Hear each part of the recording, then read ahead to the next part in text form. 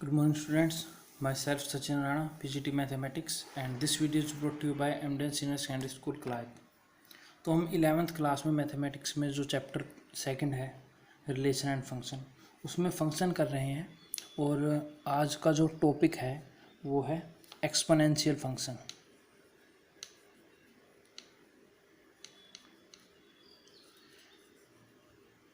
ठीक है, तो हम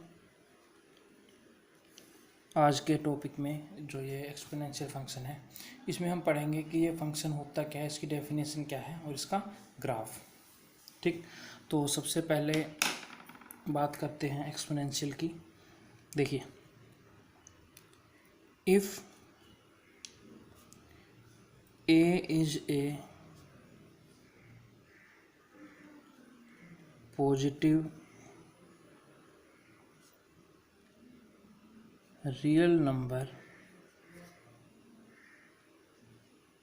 other than unity। अगर a कोई पॉजिटिव रियल नंबर है जो कि वन नहीं है, यूनिटी मतलब वन नहीं है, then a function that associates each x belongs to r real number to a raised to power x। ठीक है, तो जो फंक्शन होगा जो कि एसोसिएट करेगा x को a की पावर x से, that will be called the exponential function.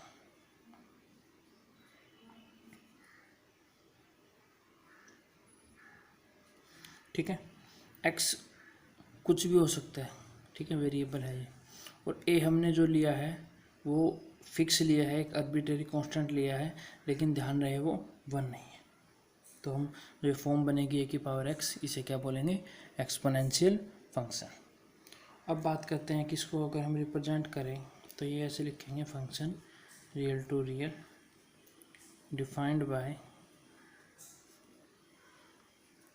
fx is equal to a raised to power x, a greater than 0 and a should not equal to 1।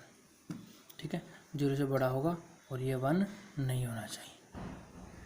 ठीक, तो अब बात करते हैं इसकी, अगर हम डोमेन की बात करें तो इस फंक्शन की जो डोमेन होगी, डोमेन क्या होगी, वो रियल नंबर, क्योंकि आप x की जगह कुछ भी पुट कर सकते हो, तो वो क्या होगी, रियल नंबर होगी r, और उसकी रेंज है, रेंज में देखिए नेगेटिव तो आ ही नहीं सकता। ठीक है, अगर आप माइनस में भी लेते हैं तो भी ये फ्रैक्शन में आएगा, तो आएगा तो पॉजिटिव ही। तो इसकी जो रेंज होगी वो होगी 0 to infinite.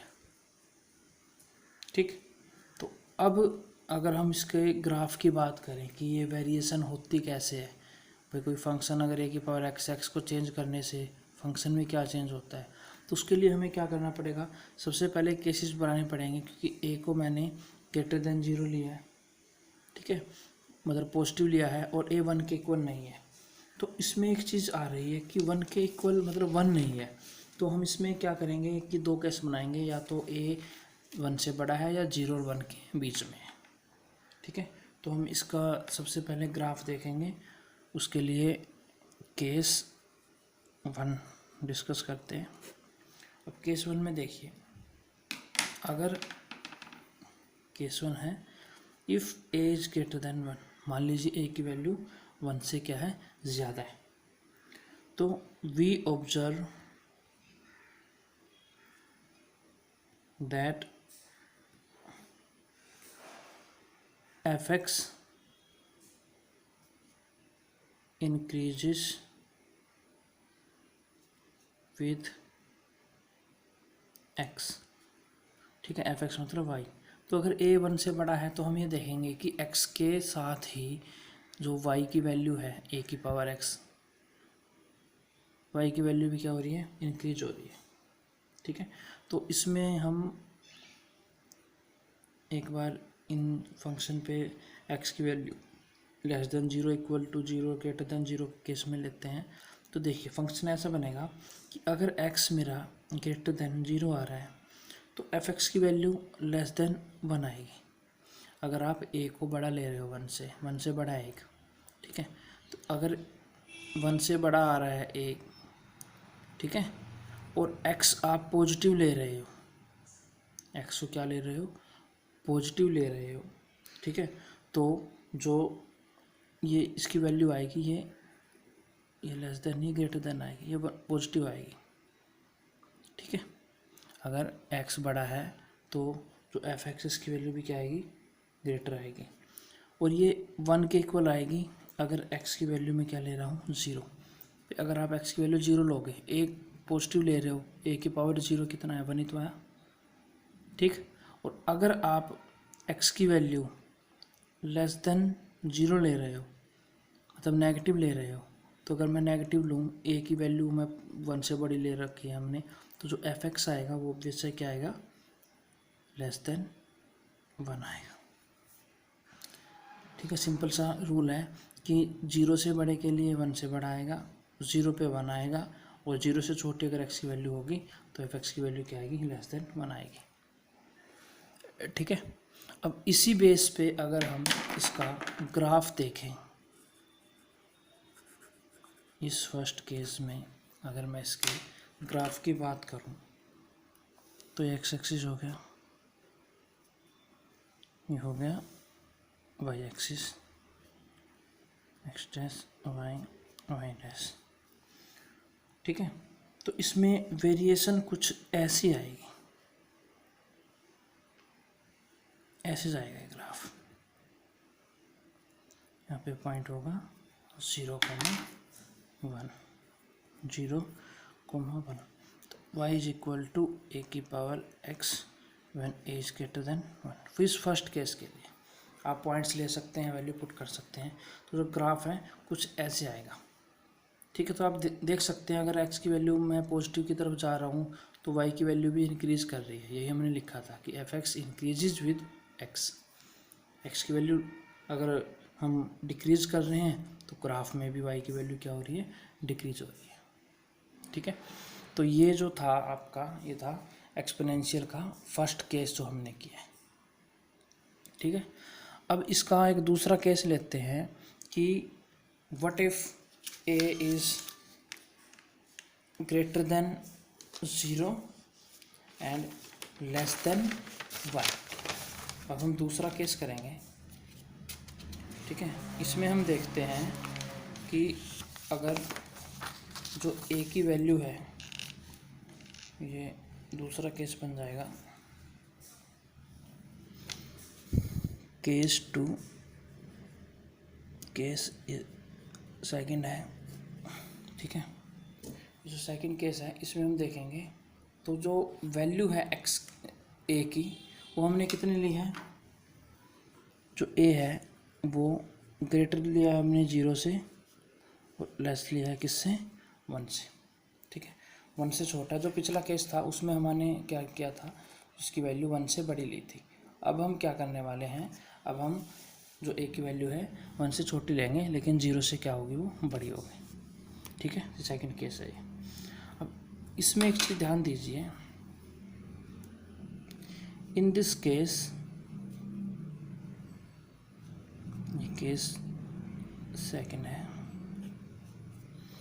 In this case y decreases with increase in x। ठीक है, मतलब x में जैसे जैसे आप इंक्रीमेंट करोगे तो y क्या होगा, वो डिक्रीज होता रहेगा। ठीक है, अब देख लेते हैं ज़रा कि अगर मैं फंक्शन बनाऊँ यहाँ से तो y इज़ इक्वल टू, देखिए इसमें क्या है कि अगर मैं x की वैल्यू लेस देन 0 ले रहा हूँ तो वहाँ पे y की वैल्यू लेस देन 1 आ रही थी। ठीक है, लेकिन यहाँ पे ग्रेटर देन क्या आएगी, 1 आएगी। और 1 सेम आएगी जब x की वैल्यू मैं क्या लूँगा, 0 लूँगा। ठीक है, जो फंक्शन है हमारा y क्या है, a की पावर x है। आप रख के देख सकते हैं, अगर मैं x की वैल्यू ग्रेटर देन 0 ले लूँ, अगर x की वैल्यू ग्रेटर देन 0 है और a की वैल्यू ध्यान रखें वो 0 और 1 के बीच में है, तो जो y की वैल्यू आएगी a की पावर x में वो क्या आएगी, लेस देन 1 आएगी। ठीक है, तो ये केसेस बनेंगे हमारे 3, लेस देन 0 पे ग्रेटर देन 1, 0 पे 1 और ग्रेटर देन 0 पे लेस देन 1। तो इसके अगर मैं ग्राफ देखें हम, इससे जो ग्राफ बनेगा वो कैसा बन रहा है, तो ग्राफ में देखिए ये एक्स एक्सिस हो गया, ये हो गया y axis, x negative y, y negative. ठीक है, तो जो ग्राफ बनेगा एक, इसमें ऐसे कुछ ऐसे जाएगा, ऐसे।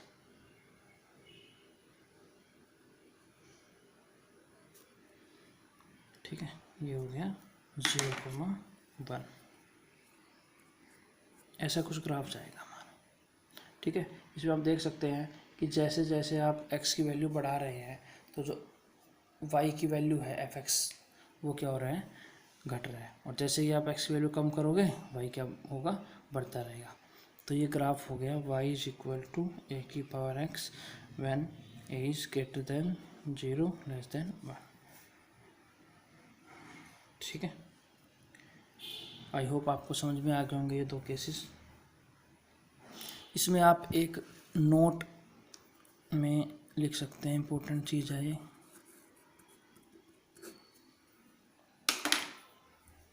क्वेश्चंस में आपके यूज होगी। इसमें आप एक चीज़ लिखें कि जो e होता है एक्सपोनेंशियल, उसकी वैल्यू होती है ग्रेटर देन 1 लेस देन 3। ठीक है, देयरफॉर ग्राफ ऑफ f(x) बराबर e की पावर x। अगर आपको e की पावर x का ग्राफ बनाना है, अब e की वैल्यू क्योंकि 2 से बड़ी होती है, 3 से बड़ी, 3 से छोटी, तो 2 से क्योंकि बड़ी है तो इसमें ग्रेटर देन 1 वाला केस लगेगा। तो इसका मतलब है कि therefore graph of f(x) is equal to e की power x is identical to that of f(x) is equal to a की power x for a greater than 1। ठीक है, तो ऐसा ग्राफ आएगा आपका, a ग्रेटर देन 1 के लिए जो हमने लिया था वो ग्राफ बनेगा आपका। ठीक, तो हमने इसमें सेकंड केस पढ़ा है। ठीक, तो इसमें आपने को डेफिनेशन और जो ग्राफ है उसी को मेनली डिस्कस करना है। ठीक है, तो आई होप समझ में आ गया होगा आपको। तो मिलते हैं नेक्स्ट वीडियो में जिसमें हम लॉगरिथमिक फंक्शन डिस्कस करेंगे। ठीक है, तो थैंक यू वेरी मच।